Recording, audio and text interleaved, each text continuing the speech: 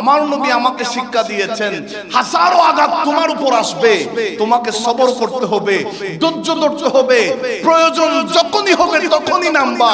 তাই বলে এই নয় যে কোন জায়গায় আঘাত করেছে, বাংলাদেশে যত বিধর্মীদের যত কিছু আছে সবগুলা জ্বালাই পোড়াই ছারকার করে দিব, এর নাম ইসলাম নয়। নবী বলছেন তোমার চলার পথে, তোমার কথাবার্তার সময়ে, তোমার জীবন যাপনের ক্ষেত্রে, বিধর্মীদের সাথে উঠা বসার ক্ষেত্রে, তোমার আচরণে, তোমার আদর্শে ইসলামকে যখন তুমি ফুটাই তুলবা, অটোমেটিক্যালি সেই বিধর্মী ঈমান গ্রহণ করতে দেরি করবে না। জুড়ে আমাদের প্রশ্ন, প্রতিবেশী কারা? ইসলামের মধ্যে প্রতিবেশীর গুরুত্ব কোরআন এবং হাদিসের মধ্যে অসংখ্য জায়গায় বর্ণনা আছে। প্রতিবেশী কেমন হতে পারে, আমরা প্রতিবেশীকে বেশি হিসাবে চিনব কিভাবে? কিতাবের মধ্যে আছে যেই জায়গায় আপনি বসবাস করেন, আপনার বাসস্থান যেটা, আপনার ঘরের ডান পাশে 40টা ঘর আপনার প্রতিবেশী, বাম পাশে 40 ঘর আপনার প্রতিবেশী, সামনের দিক দিয়ে 40 ঘর আপনার প্রতিবেশী, পিছনের দিক দিয়ে 40 ঘর আপনার প্রতিবেশী। জোরে বলি সুবহানাল্লাহ।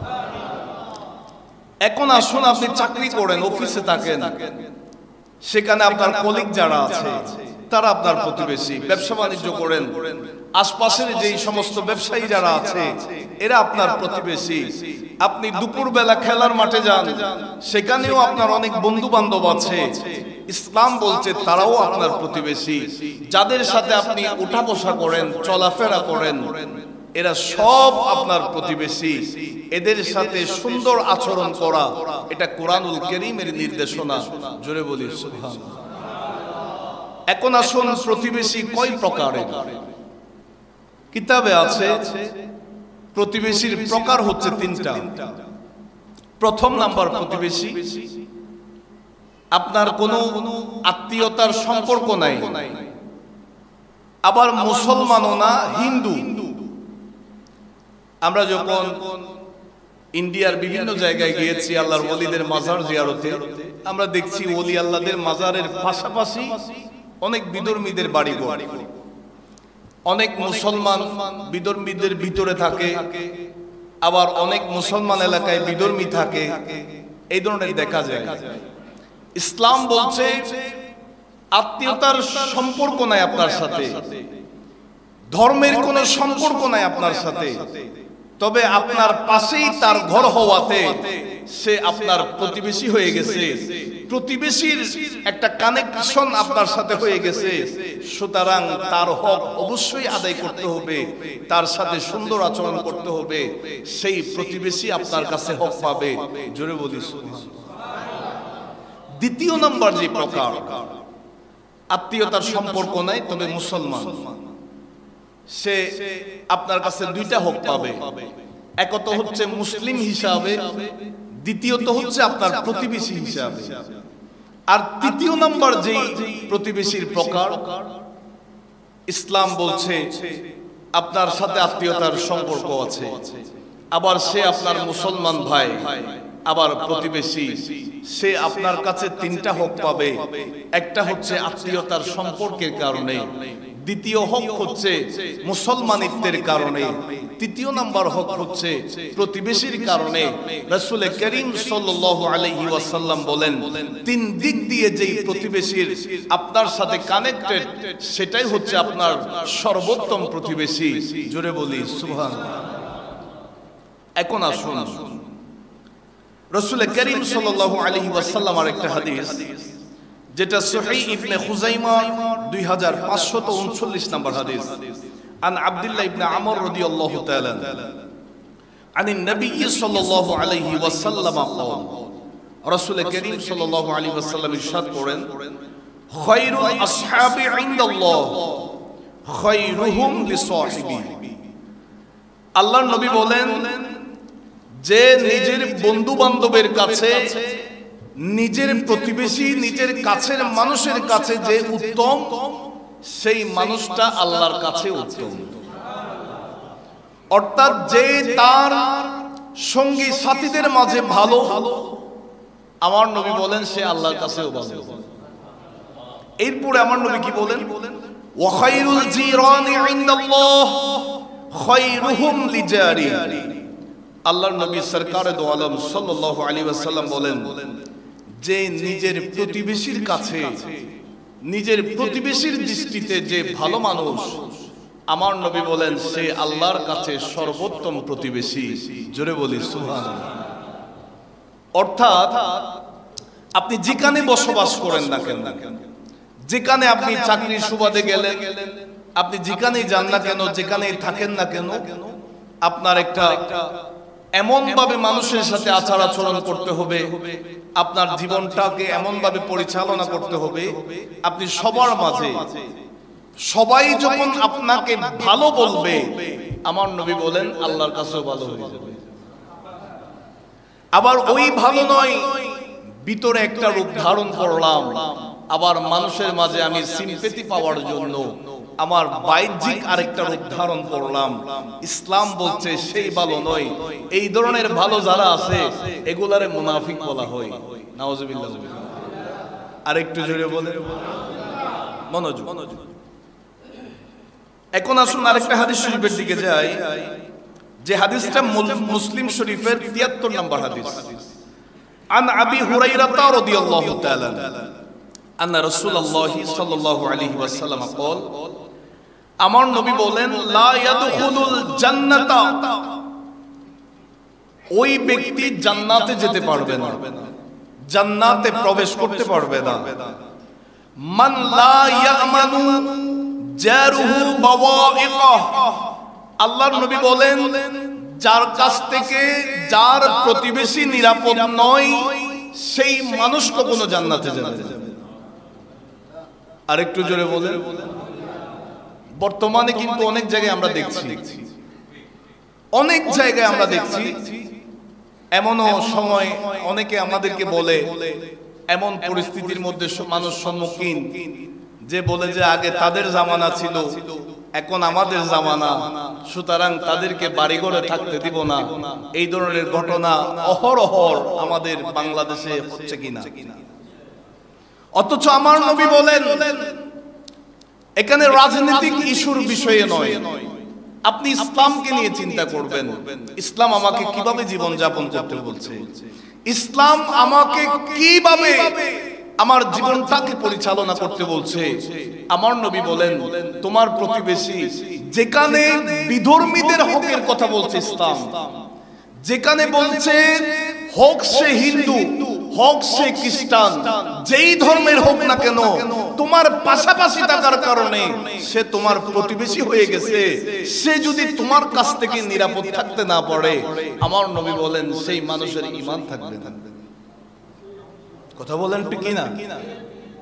এই হাদিস দ্বারা অনেকের মাইন্ডে একটা প্রশ্ন আসতে পারে, হুজুর আর সম্প্রীতি ঘটে যাওয়া আমাদের দেশে অনেক ঘটনা আমরা চোখে দেখছি, ইনশাআল্লাহ সেই বিষয়েও আমাদের কথা হবে। তবে এই মুহূর্তে আমাদের করণীয়টা কি? আমাকে আমার এক ভাই আঘাত করেছে, তাই বলে আমি পাল্টা আঘাত করব, এটার নাম ইসলাম নয়। ইসলাম হলে আপনি চিন্তা করতে হবে, গবেষণা করতে হবে, বুঝতে হবে এই তুমি বিধর্মী, আমার এখন ক্ষমতা আছে, তোমার কপালে আমি বন্দুক ধারণ করলাম, তুমি কলমা পড়ে মুসলমান হয়ে যাও, এটার নাম ইসলাম নয়। আমার নবী আমাদেরকে শিক্ষা দিয়েছেন, রাসূলুল্লাহ ১৫০০ বছর আগে করে গিয়েছেন, সেখান থেকে আমাদেরকে শিক্ষা নিতে বলেছেন। ও মুসলমান, আমি রাসূলুল্লাহর উম্মত, তোমার আখলাক, তোমার চরিত্র, তোমার জীবন যাপন তুমি এমন ভাবে পরিচালনা করবা, তোমাকে দেখে দেখে বিধর্মীরা মুসলমানের ভিতরে চলে আসতে চাইবে। বলেন আরেকটু জোরে বলুন। এখন আসুন, হযরত আবু হুরায়রা রাদিয়াল্লাহু তাআলা বর্ণনা করেন, রাসূল করিম সাল্লাল্লাহু আলাইহি ওয়াসাল্লামের কাছে একজন সাহাবী বলছেন, ইয়া রাসূলুল্লাহ, আমাদের এলাকায় দুইটা মহিলা আছে। পয়েন্টটা খেয়াল করবেন, মা বোনরাও, শিক্ষণীয় বিষয়। আমাদের এলাকায় দুইজন মহিলা আছে। একজন মহিলা বেশি ইবাদত করে, সে প্রতিদিন নফল রোজা রাখে, সারাদিন নামাজ পড়ে, রাতের বেলাও নফল তাহাজ্জুদ পড়ে, সব সময় ইবাদতের ভিতরে ডুবে থাকে। তবে তার কথাবার্তা সুন্দর না, মানুষের সাথে ভালো আচরণ করে না, সব সময় মানুষের সাথে দুর্ব্যবহার করে, প্রতিবেশীর সাথে সদাচরণ করে না, আল্লাহর নবী নূরানী জবানে বলে দিয়েছেন হিয়া ফিন নার, সেই মহিলার ঠিকানা হচ্ছে জাহান্নাম। চিৎকার দিয়ে বলি নাউজুবিল্লাহ। চিন্তা করে দেখেন, মহিলা সারাটা দিন ইবাদতে থাকে কিন্তু তার কথা সুন্দর না, মানুষের সাথে দুর্ব্যবহার করে, তার প্রতিবেশী তার কাছ থেকে নিরাপদ না। আমার নবী বলেন তার ঠিকানা হচ্ছে জাহান্নাম। তবে আরেকটা মহিলা আছে যেই কিনা ফরজ ইবাদত ছাড়া অতিরিক্ত নফল ইবাদত করে না, সব সময় নফল রোজাও রাখে না, ইবাদতের ক্ষেত্রে কোনো মতে ফরজটা আদায় করে, এত বেশি স্ট্রং না, স্পিড না। সেই মহিলা কিন্তু তার প্রতিবেশীর সাথে সুন্দর ব্যবহার করে, মানুষ তার কথাবার্তায় কষ্ট পায় না, মানুষ তার কথার আঘাত থেকে নিরাপদ থাকে। নবীজি নূরানী জবানে বলেছেন হিয়া ফিল জান্নাহ, সেই মহিলার ঠিকানা জান্নাতে। আর একটু জোরে বলেন আল্লাহ আমাদেরকে আমলগুলো করার তৌফিক দান করুন। আর একটু জোরে বলুন আমিন।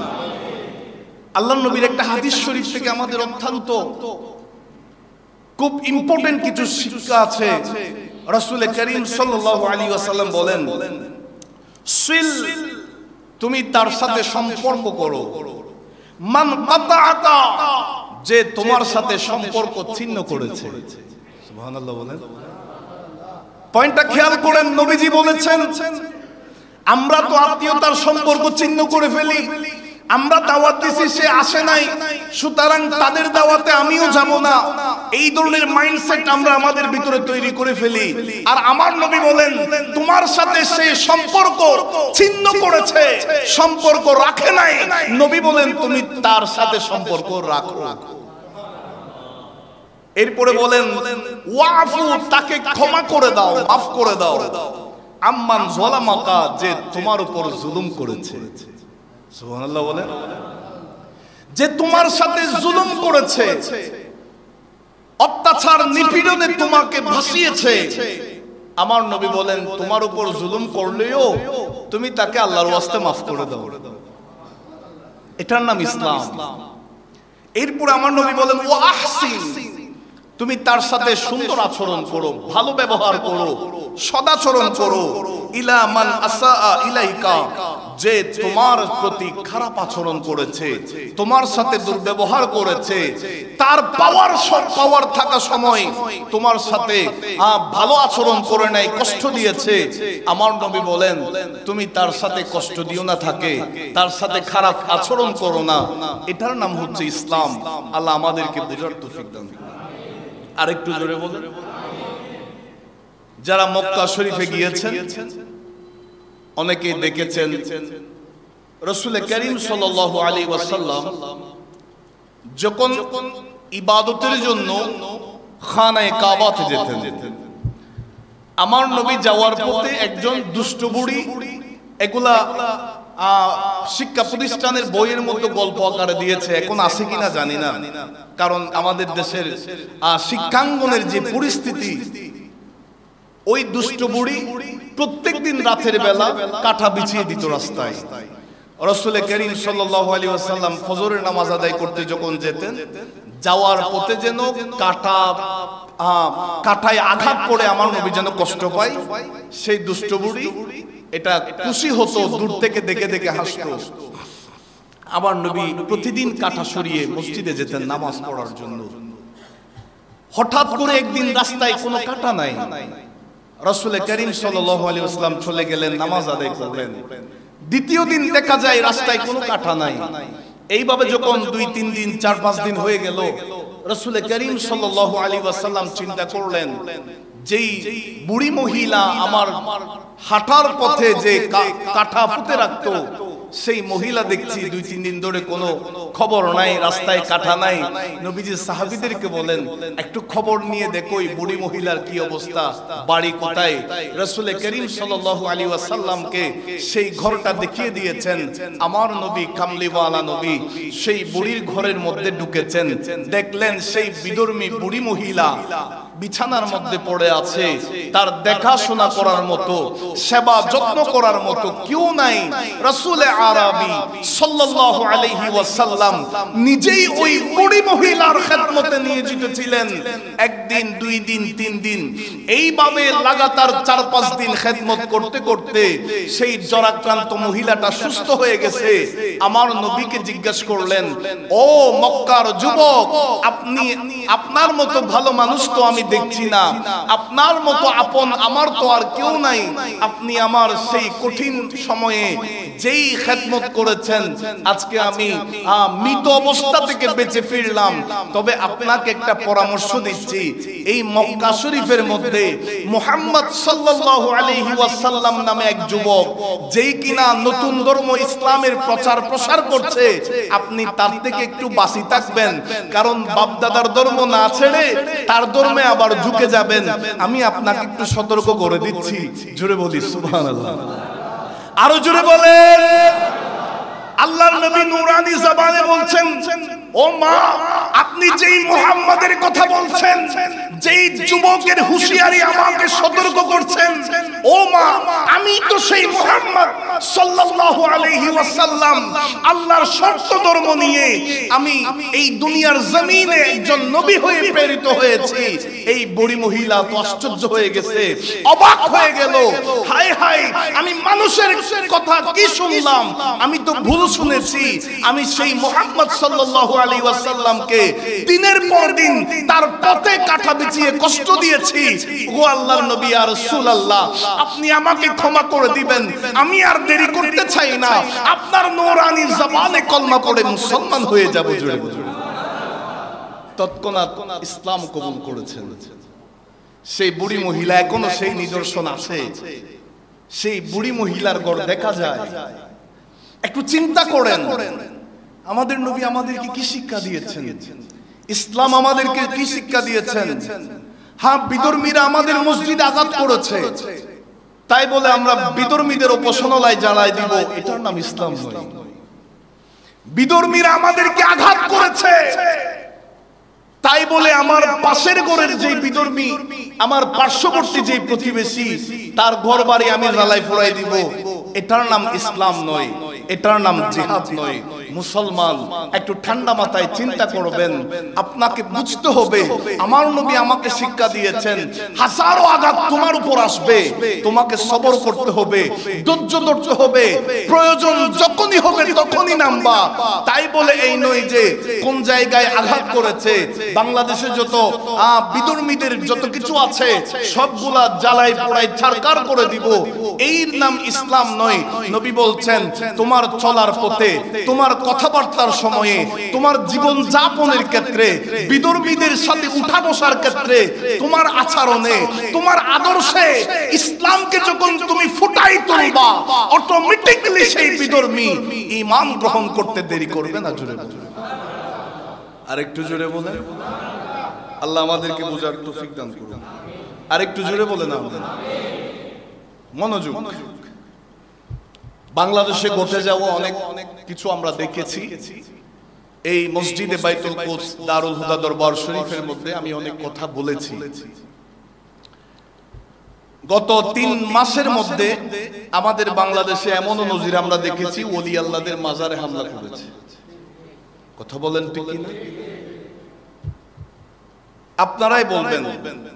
আমরা সকলেই সুস্থ মস্তিষ্ক সম্পন্ন, ভালো এবং খারাপ বোঝার সেই ক্যাপাসিটি, কোয়ালিটি, এবিলিটি আমার আপনার সবার মধ্যে আছে। কথা বলেন ঠিক কি না? ওলি আল্লাহদের মাজারে যারা হামলা করেছে, সেখানে কি কোনো বিধর্মী করেছে? যারা করেছে তাদের মধ্যে মুসলমানিত্বের সাইনবোর্ড আছে না? যারা করেছে তাদের মধ্যে ইসলামের সাইনবোর্ড আছে না নাই? আমি বিদর্মীরা আমার মসজিদে আঘাত করেছে আর আমি ওলি আল্লাহদের মাজারে আঘাত করব, এটা কোন ধরনের ইসলাম? এটা তুমি কোথায় পাইছো? আমাদের প্রশ্ন আছে না নাই? শাহজালালকে বাদ দিয়ে, শাহপরানকে বাদ দিয়ে, হযরতে বাবা শাহে আমানতকে বাদ দিয়ে, এক কথায় বাংলার জমিনে যত ওলি আল্লাহরা আছেন, আল্লাহর ওলি আল্লাহদেরকে বাদ দিয়ে তুমি আমাদেরকে ইসলাম বুঝাতে আসছো। আমার বাবারা ভাইয়ারা, ওলি আল্লাহদেরকে বাদ দিয়ে ইসলাম বুঝানো মানে এগুলা ওই যে আমি আগে একটা কথা বলেছিলাম, বাবাকে যখন বাদ দিয়ে দিবে সন্তানের প্রতি অবৈধতার প্রশ্ন আসবে। এটা জায়েজ ক্ষেত্রে সন্তান নয়, এটা নাজায়েজ, এটা অবৈধ সন্তান, যেটাকে একেবারে খাঁটি বাংলায় জারজ বলে। সুতরাং কেউ যদি ওলি আল্লাহদের মাজারে হামলা করে, ওলি আল্লাহদের শানে বিরোধিতা করে, ওলি আল্লাহদের শানে বেয়াদবি করে, এমনকি শেরপুরের ঘটনা, গত পরশুদিনের গতকালকের ঘটনা আপনারা সোশ্যাল মিডিয়াতে দেখেছেন, আল্লাহর ঘর মসজিদের মধ্যে আগুন লাগিয়ে দিয়েছে। যারা লুটপাট করেছে দরবার থেকে বিভিন্ন সরঞ্জাম নিয়ে চলে যাচ্ছে, আমরা সোশ্যাল মিডিয়াতে দেখছি। আবার তোমরা মুসলমান দাবি করো, কোন ধরনের মুসলমান? তোমাদের উদ্দেশ্য কি? কিসের এজেন্ডা বাস্তবায়ন করতে চাও বাংলাদেশে? সকল সুন্নি আশিকদের, ওলি আল্লাহর ভক্তদের প্রশ্ন আসে না নাই? বড় আফসোস লাগে, কষ্ট লাগে। আমাদের আদর্শ দেখে বিধর্মীরা ঈমান আনবে, এটা আমার নবীর দেওয়া শিক্ষা। আমাদের চালচলন দেখে, আমাদের সংস্কৃতি দেখে, আমাদের জীবন যাপন দেখে যে কোনো বিধর্মী ইসলাম কবুল করতে বাধ্য হবে, এটা আমার নবীর থিওরি। আর আমরা আমাদের ওলি আল্লাহদের মাজারের মধ্যে আমরা হামলা করছি, আবার নিজেকে বড় বড় আল্লামা দাবি করছি, মুসলমান দাবি করছি। আল্লাহ তাদেরকে হেদায়েত দান করুন। আরো জোরে বলেন। কলবে যদি বিন্দু পরিমাণ ঈমান থাকে, কোন ঈমানদার ওলি আল্লাহদের মাজারের আঘাত সহ্য করতে পারবে না। কথা বলেন ঠিক কি না? আমরা হয়তো দারুল হুদা দরবারে গৌসিয়া শরীফে বসে আছি, আমাদেরকে বুঝতে হবে ওলি আল্লাহদের খেদমত আমাদেরকে চিন্তা করতে হবে। হাদিয়ে জামান হুজুর কেবলার জীবনীতে আপনারা তো শুনেছেন, পীর সাহেব হুজুর কেবলার জবানে অনেকবার শুনেছেন, যিনি গোটা লাগাতার 24টা বছর বিভিন্ন দেশে ওলি আল্লাহদের গোলামিতে, ওলি আল্লাহদের খেদমতে যিনি কাটিয়ে দিয়েছেন, ইবাদত রিয়াজতে কাটিয়ে দিয়েছেন, যিনি গোটা 24টা বছর লাগাতার তিনি আল্লাহর ইবাদতে মগ্ন ছিলেন, পরিবারের চিন্তা করে নাই, নিজের ঘরের চিন্তা করে নাই, নিজের পরিবারের কথা চিন্তা না করে আল্লাহর ইবাদতে ফানা হয়ে গেছেন, ওলি আল্লাহদের মহব্বতে তিনি ফানা হয়ে গেছেন। সুতরাং চিন্তা করে দেখেন, এই কষ্টগুলা করার কারণেই তো আজকে দারুল হুদা দরবারে এই যে কমপ্লেক্স হয়ে গেছে, যেখানে মসজিদ আছে, যেখানে মাদ্রাসা আছে, যেখানে খানকা আছে, যেখানে প্রতিনিয়ত ইসলামের খেদমত চলছে, যেখানে বিশাল আকারে এই খেদমতের আঞ্জাম হচ্ছে, এটা কিন্তু একদিনে হয় নাই, এটা কিন্তু একদিনে হয় নাই। কথা বলেন ঠিক কি না? ওলি আল্লাহদের খেদমতে পাবে। আপনি হযরতে মুসা আউলিয়া রাহমাতুল্লাহি আলাইহির কথা চিন্তা করেন, যিনি পাথরের মধ্যে বেশে আসলেন এই চট্টগ্রামের জমিনে। আল্লাহর ওলিরা মাছের পিঠে করে এসেছেন, যাই নামাজ বিছিয়ে দিয়েছেন পানিতে। একটু চিন্তা করেন, হযরতে বাবা শাহে মুসা আউলিয়া যে পাথরে এসেছেন, সেই পাথর এখনো আছে। হযরতে শাহ বদর আউলিয়া শাহ রাহমাতুল্লাহি আলাইহি, যিনি এই চট্টগ্রামের জমিনে বাংলাদেশে সর্বপ্রথম যারা ইসলাম এনেছেন, তিনাদের মধ্যে একজন হযরতে বাবা শাহ বদর আউলিয়া রাহমাতুল্লাহি আলাইহি, যেই পাথরে এসেছেন সেই পাথর এখনো আছে। আমরা পাথর দেখছি, আলেম ওলামার জবানে শুনছি, লেখনীতে পড়ছি, এটা আমরা সাধারণ মনে করছি। আপনি একটু গিয়ে পানিতে নামেন না, যাই নামাজ বিছিয়ে দেন, দাঁড়াতে পারেন কিনা চিন্তা করেন, পাথর বিছিয়ে দেন, সেই পাথর ভাসে কিনা চিন্তা করেন। এই চিন্তাগুলো করবেন ওলি আল্লাহরা কেমনে পেরেছেন? ওলি আল্লাহদের সেই ক্ষমতা, সেই পাওয়ার আল্লাহই তো দিয়েছেন। তিনাদের সেই ক্ষমতায় এসেছেন বলেই আজকে আমরা নিজেকে মুসলমান দাবি করছি, ইসলাম দাবি করছি, আমরা নিজেদেরকে মুসলমানিত্বের পরিচয় দিচ্ছি। কথা বলেন ঠিক কিনা? সুতরাং ওলি আল্লাহদের অবদান স্বীকার করতে হবে। ওলি আল্লাহদেরকে বাদ দিয়ে কোন ইসলামী নিজেকে মুসলমানিত্বের পরিচয় দেওয়া যাবে?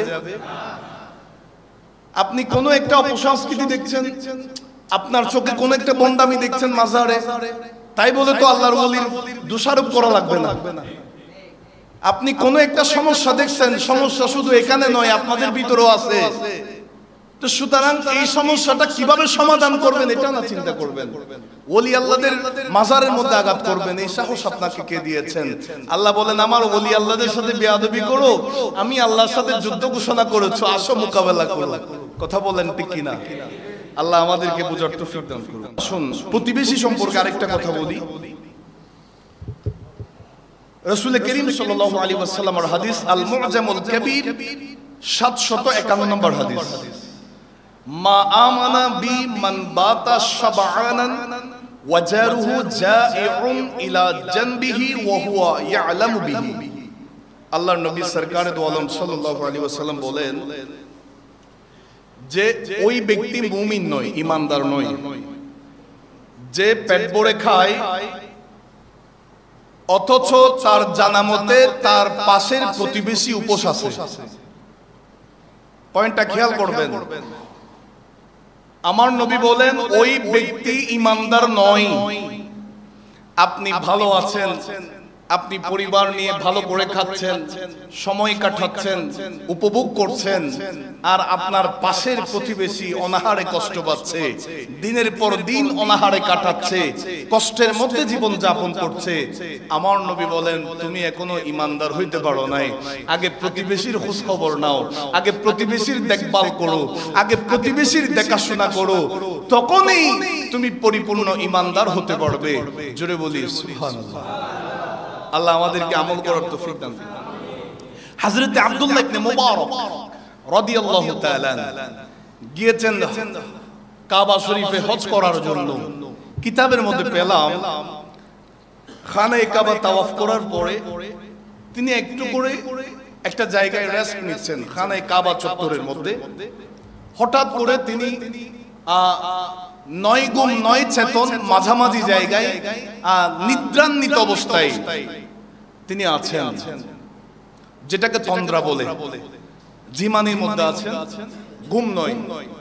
তিনি দেখলেন তিনার মাথার পাশে দুইজন ফেরেশতা এসেছেন, একজন আরেকজনের সাথে কথা বলা বলি করছেন। একজন জিজ্ঞেস করছে, ও আল্লাহর ফেরেশতা, এই বছর খানায়ে কাবার মধ্যে হজ করার জন্য কত লক্ষ হাজী সাহেব এসেছেন? উত্তর দিচ্ছেন 6 লক্ষ হাজী সাহেব এসেছেন। কয়জনের হজ কবুল হয়েছে? উত্তর দেওয়া হচ্ছে 6 লক্ষের মধ্যে একজনের হজ কবুল হয় নাই। হ্যাঁ, তবে একজন যিনি সিরিয়ার আলী বিন মুআফফাক রাদিয়াল্লাহু তাআলা সেই হাজী সাহেবের উসিলায় 6 লক্ষের হজ আল্লাহ কবুল করে দিয়েছে। আরেকটু জোরে বলেন। হঠাৎ করে তিনি চেতন হয়ে গেলেন, জাগ্রত হয়ে গেলেন। আলী বিন মুআফফাক এটা কোন জাত? এই পজিশন, এই মর্যাদা মানুষটা পেলেন কেমনে? কোন ইবাদতের মাধ্যমে, কোন কাজের মাধ্যমে? হযরত আব্দুল্লাহ ইবনে মুবারক রাদিয়াল্লাহু তাআলা তিনার হৃদয় তো চটপট করছে, সেই মানুষটার সাথে তো আমার সাক্ষাৎ করা লাগবে।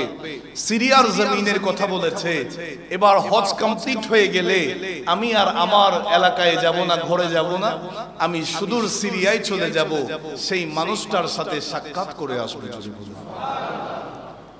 হযরত আব্দুল্লাহ ইবনে মুবারক রাদিয়াল্লাহু তাআলা হজের সমস্ত কার্যক্রম সম্পন্ন হয়ে যাওয়ার পরে রওনা হয়ে গেলেন সিরিয়ার উদ্দেশ্যে, আলী বিন মুআফফাকের খোঁজ নেওয়ার জন্য, তিনার সাথে সাক্ষাৎ করার জন্য। অনেক সিরিয়ার শহরে যখন গেলেন, মানুষের কাছে বলা বলি করছেন, আলী বিন মুআফফাককে চিনো? কেউ বলছেন আমরা চিনি, কেউ বলছেন আমরা চিনি। তেমন কোন প্রসিদ্ধ মানুষ নয়, তেমন কোন পরিচিত ব্যক্তিত্ব নয়। তিনি একেবারে সিরিয়ার গ্রাম অঞ্চলে চলে গেলেন।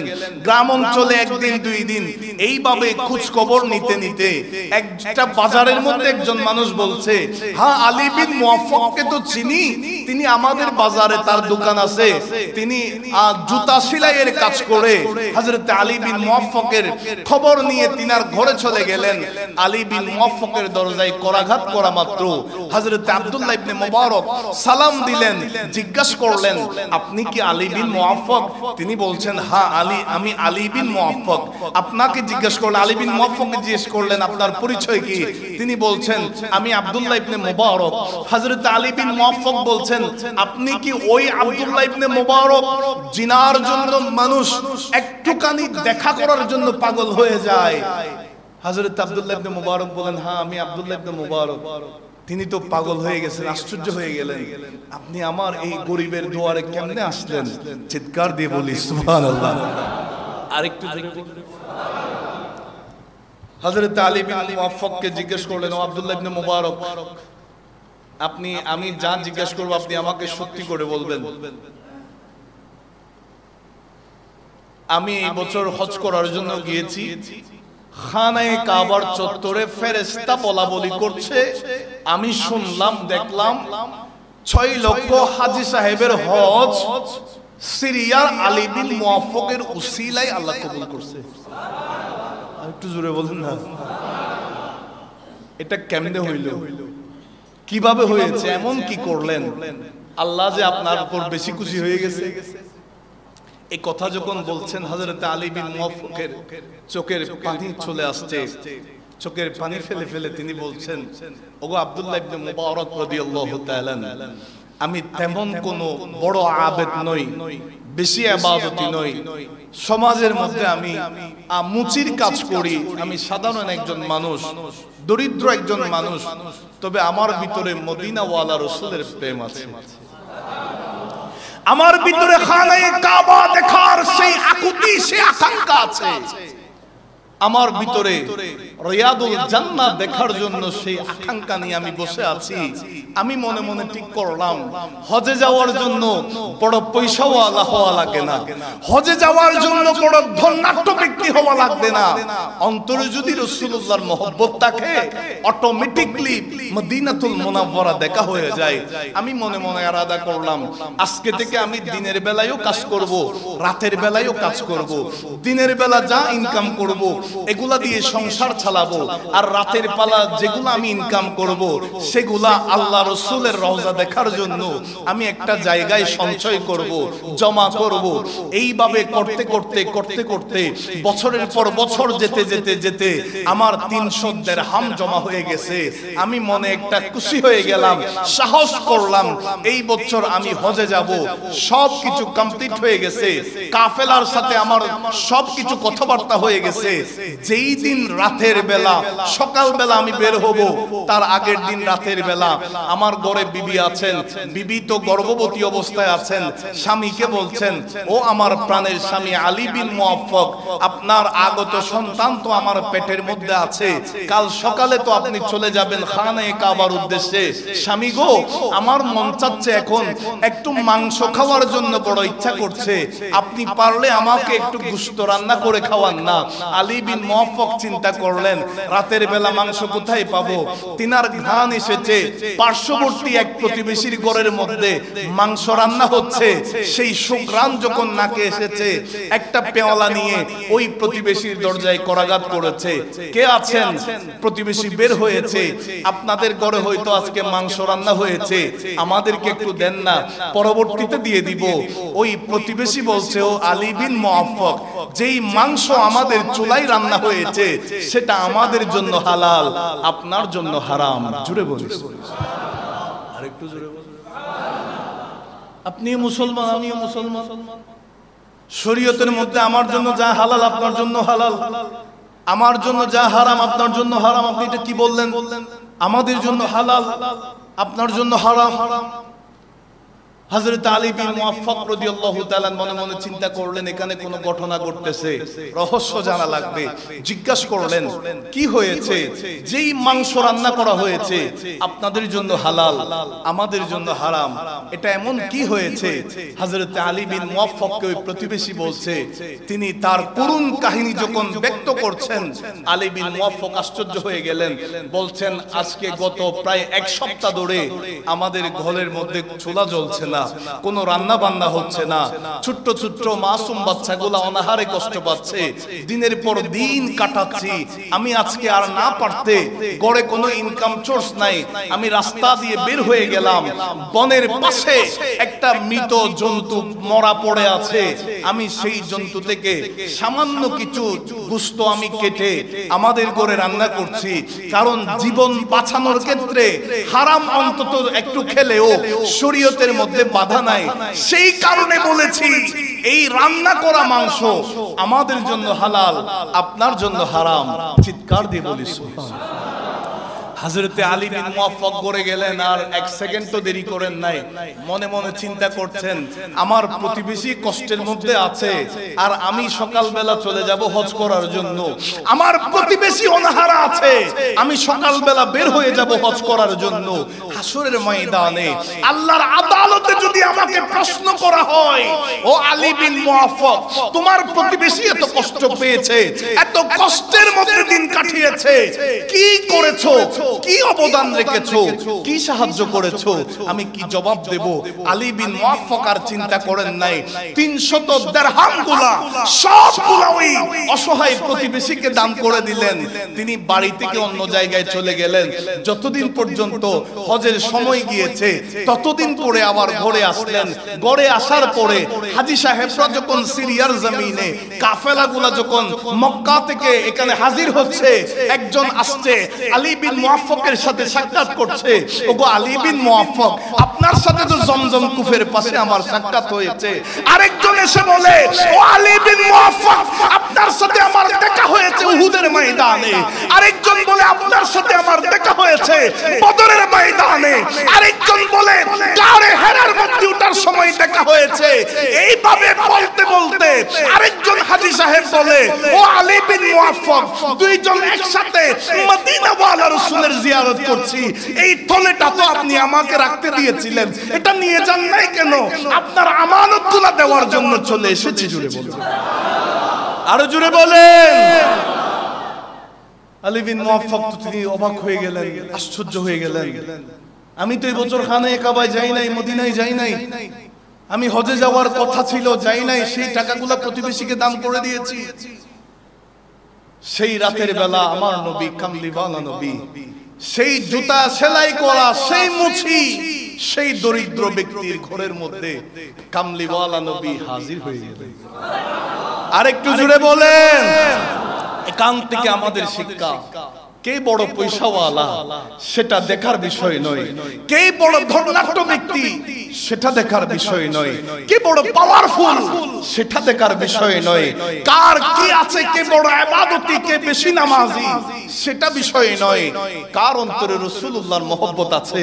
আমার নবী বলেন, সে হোক জুতা সেলাই করা মুচি ব্যক্তি, সে হোক রিকশাওয়ালা, সেই হোক ঠেলাগাড়িওয়ালা, সেই হোক দিনমজুর, আমি রাসূলুল্লাহর প্রেম থাকলে আমি রাসূল তাকে সাক্ষাৎ দিব, দিদার দিব। জুড়ে আরেকটু জুড়ে বলেন। আলী বিন মুওয়াফফাক রাদিয়াল্লাহু তাআলা আমার নবী বলেন, ও আলী বিন মুওয়াফফাক, আমি রাসূলুল্লাহর প্রেম তোমার অন্তরে আছে, তুমি হজে যাওয়ার নিয়ত করেছো, যেতে পারো নাই, সেই দিরহামগুলো তুমি দান করে দিয়েছো, আর আমি রাসূলুল্লাহ হাদিয়া হিসাবে ওই মানুষটার মাধ্যমে তোমাকে 1000 দিনার আমি উপহার দিয়েছি।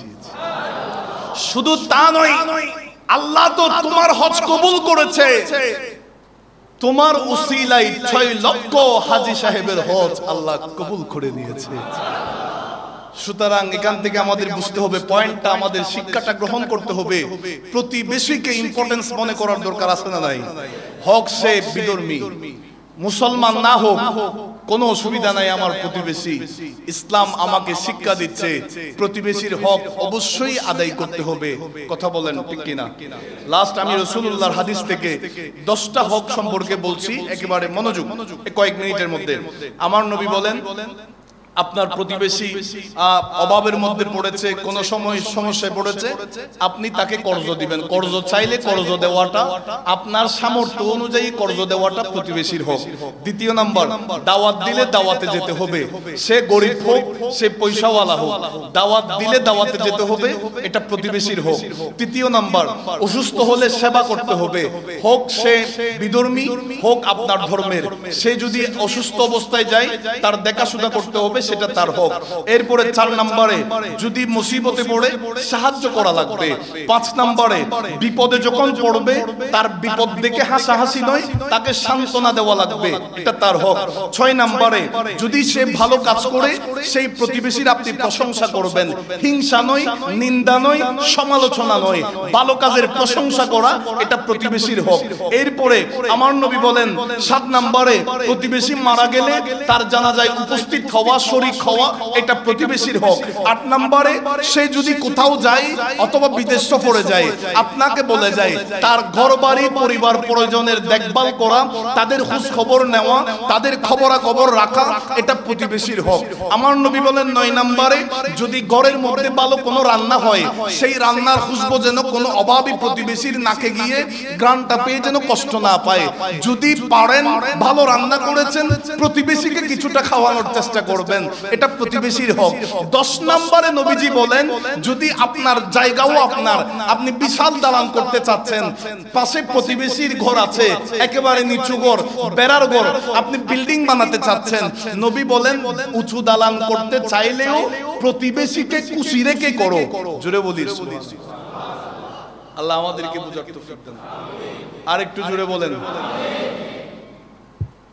এই প্রতিবেশী সম্পর্কে যে আলোচনা হয়েছে কোরআন ও সুন্নাহর আলোকে, আল্লাহ আমাদেরকে এগুলা বুঝার তৌফিক দান। আর একটু জোরে বলেন। বিশেষত লাস্ট আমার যে মেসেজ, আল্লাহর কাছে দোয়া করা ছাড়া আমাদের আর কোনো উপায় নাই। আল্লাহর কাছে আজকে জুমার নামাজ থেকে আমরা দোয়া করব, পীর সাহেব হুজুর কেবলা দোয়া করবেন, আল্লাহ এই বাংলাদেশকে শান্তিতে পরিণত করুন, বাংলাদেশের উপর রহমত দান করুন, সাম্প্রদায়িক সম্প্রীতি বজায় রাখার আল্লাহ আমাদের সবাইকে তৌফিক দান করুন। কারণ ইসলাম উগ্রতার ধর্ম নয়, মনে রাখবেন। ইসলাম উগ্রতাকে পছন্দ করে না, সাপোর্ট করে না। ইসলাম কখনো উগ্রতাকে প্রশ্রয় দেয় না, আশ্রয় দেয় না। সুতরাং আল্লাহর কাছে আমরা দোয়া করব, আল্লাহ আমাদের দেশকে শান্তি করুন।